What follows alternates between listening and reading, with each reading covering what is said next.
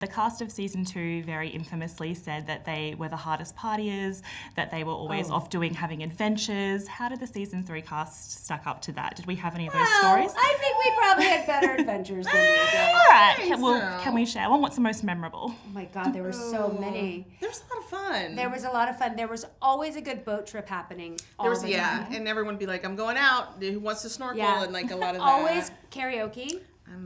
I was the ringleader. Yeah. I went to Japan with Amy Lou. Yeah. A lot of us went to Cambodia. Yeah. I don't know. I think that I feel like I had heard they were big partiers. But I feel like the truth with all of us is that we're all like actors. Yeah. Not that they're not actors, but like we're such little nerds. Like we would never show up hungover or like not prepared. You had to be prepared and be in the actor space. Yes, I understand. That's not my jam. No. Like that was like literally gives me anxiety. Literally, when the Little Mermaid says, I want to be where the people are, that's not me. No. I don't want to be where the people are. That's I want to be where my people are. Yes. Exactly. Be at home in our beds. Yeah. That's right. I think out of all the cast, I think we were probably very codependently close. Well, yeah. Season 1, we had to be, right, because we were on lockdown. We weren't allowed to leave the hotel. Yes. It was very much like it was beautiful, but it was definitely like a 5-star prison. We could, we could leave this season. It was gorgeous, but like they turned off our key cards. Like we. I heard that story was and so you were literally locked in. Yeah, oh my because goodness. it was COVID, like pre-vaccination. We didn't know what it was going to become, so we were just like.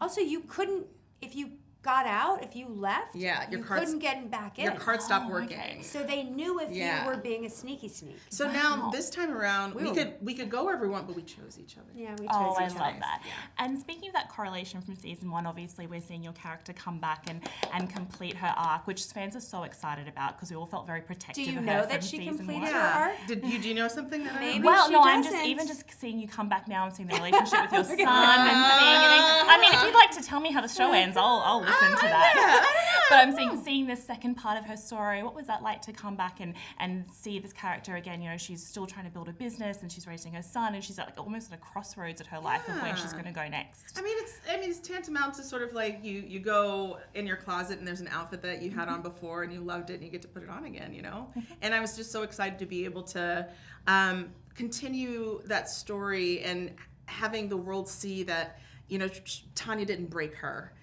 She found some resilience and she found sort of like the ability to bring back joy in her life.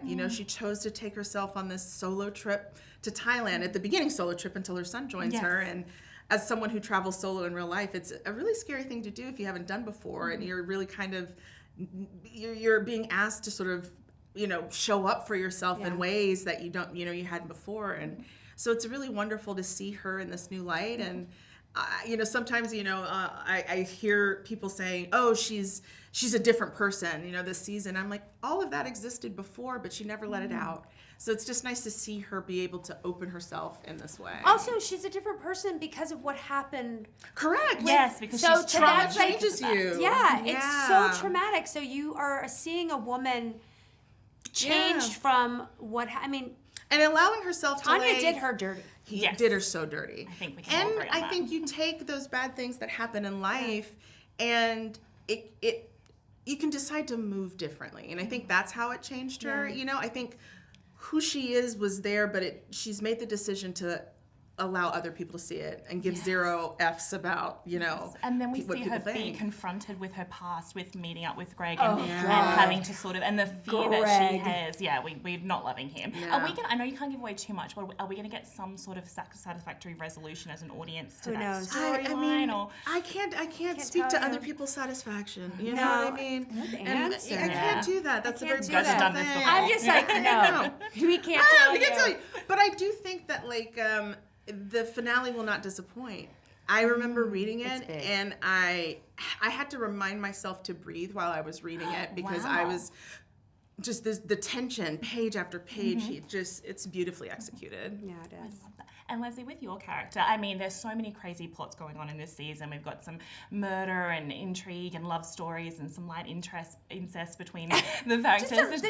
just a little sprinkling. A song. A smattering that as an audience we're all enjoying. But it's this dynamic between these three friends that has really captured people's attention. That's been the most think pieces, the most TikTok videos, the most everything has really centered on this. It's so wild to me. Not to me. I don't know how you knew Do you that. think it's because From the jump, I said it to Dave. I was just like, this story is powerful. Oh, it's so cool. The three of us were like, oh gosh, is it even gonna like translate to people? Like, because will it be like overshadowed because these other stories were so big and like. And what do you think it is about that friendship I dynamic? think because it's relatable. Because you can put yourself in that and you can see yourself in that, whether it be a woman or a man. Because I've had both come up to me and say, "Oh, I sort of." Is that how I relate to my friends? Yeah. It's sort of like, well, it's interesting. It's like a holding up a mirror, and mirrors are a big theme this year, and that imagery of doppelgangers and, you know, and vulnerability and how to walk through this life like without apologizing for your truth, which I think is what Frank's doing in that monologue that he has is like, because the girls, we laughed, we like, God, if we just come in with some Frank energy and just said our truths. Yeah. Your storyline would be done after It would the be first done. episode. Yeah, it wouldn't be anything. We'd just be drinking rosé and having a good time and doing a lot of yoga. But because we can't, because that's so scary to be vulnerable. I mean, that's something I think, like even the vulnerability that you come into this with Porn Chai is really beautiful. And that for you, I love that Mike sort of, that's how he sort of went in. I just love that theme and how it resonates through your storyline is really good. And I will say this about the girl's storyline. I went to school for theater, nerd alert, and Tennessee Williams, he's known for subtext, and it's like plays before there was air conditioning. You know what I mean? Where it's just like people were just saying the bare minimum, but they were feeling the most. And so you have them doing this sort of like old school cat on a hot tin roof where they're saying like, pass the salt, it's a nice day, but the subtext is like deep and you feel it when you watch them. And and that's the relatability, because we all know what it's like to move through the world and not say the thing. Yeah. Yes. And just see these women move that way, it's just like you feel almost seen when you watch it. You're like, oh wow, that's a the bit only of me. one that's and I think like for Kate, like that, like Mike said something to us. I've said this before, but like when we came in, the girls were the first ones to shoot, and start in Thailand. And we did our first villa scene, like literally like, hey, here's to Thailand. Yeah. And we sort of motored through the scene. It's like a 5-page scene. Yeah. And then Mike came out and he's like, whoa, slow down, which you don't often hear in television. And it just sort of, for me, was like, oh yeah, it's what we're not saying. He's like, I'm okay with silences. Which is such a beautiful thing. And for me, gift. I think it was the real turning point where everything sort of, I don't even know if I was aware consciously, but subconsciously, I something shifted with the work I'd already started to prepare for Kate. I know it changed, not the course, but it just, it's like I got a couple extra paddles for my canoe. And I was like, okay, now let's go upstream. Yeah. And on that relatability that you're both talking about, again, there's a very small scene that has gone quite viral. I don't know if you've seen the stories around it. A writer at our network wrote a story that we've had thousands of comments from it. The pool scene where the group of friends go to the pool and then Jacqueline in particular looks around and says, wait a second, is this how the world sees us in this older category where we see ourselves in this completely different life stage, and you see them kind of push against that. So what was it like to film that scene, or was that a conversation that you were having on set, on that thing of like being put into an age group that you weren't Well, I think that we weren't, I mean, first off, Michelle, Carey, and I there would only be one of us, right? They only like, they'll cast like more men in the same age, I find usually, but if it's like one woman. It's one woman, or you are the woman of color, Yeah. or you're the woman with the blonde hair, or you're this, or you're that, and you're one.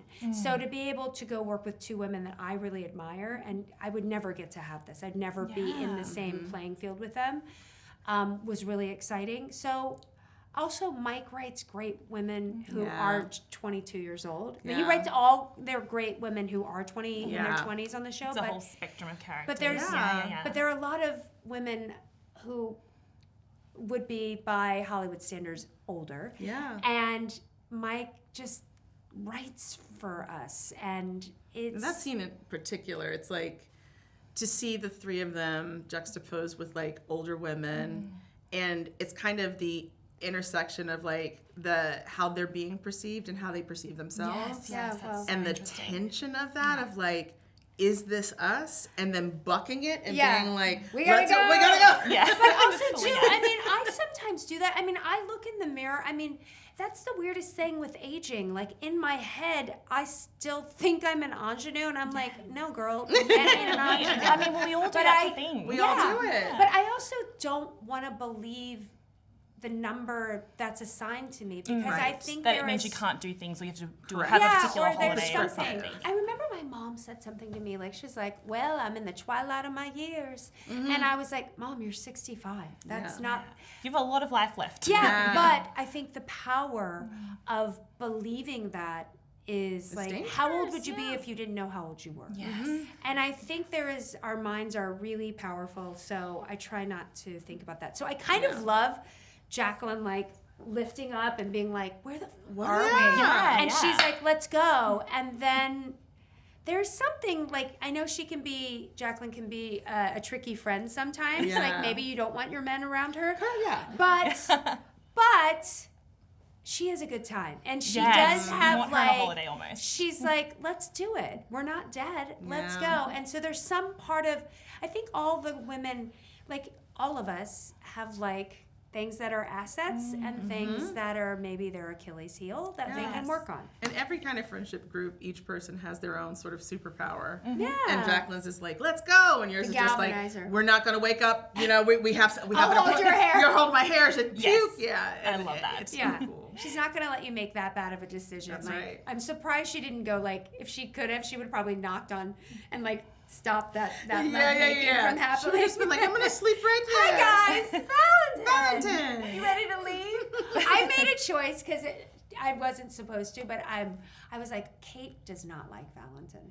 He's ruining. That was just a choice you made, isn't Yeah, it? so because it wasn't supposed to, and I just suddenly I was like, oh, he is ruining our vacation. So I was like, every time he comes, Kate's always like, oh hi Valentin. Yes. It's like Seinfeld. Like, You're getting that hello, vibe. Newman. And as we move towards the finale, and I can tell how careful you've both been not to give anything away because people are so desperate to know, how hard has it been to keep these secrets? I mean, you're saying that you're reading the script and you're nearly passing out and you're having to keep your secrets. And also with your partner coming in and having the other big viral character, what are the lengths we go to? It is. I've lied to like my mother's face. Like it's good. just. I won't tell anyone. And I was cast, or not cast, but I was announced as being returning when they thought we were shooting the end of 2023, but the strikes happened. Yes. So I was out on a limb by myself for a year before anyone else had to carry the burden of like knowing what was going to happen. And so I think it's going to be such a cathartic experience to have the world finally. But I don't want it to end. I love this group. Have you so been much. lying to your loved ones as well? How many lies have you I told? just don't talk. I just stop.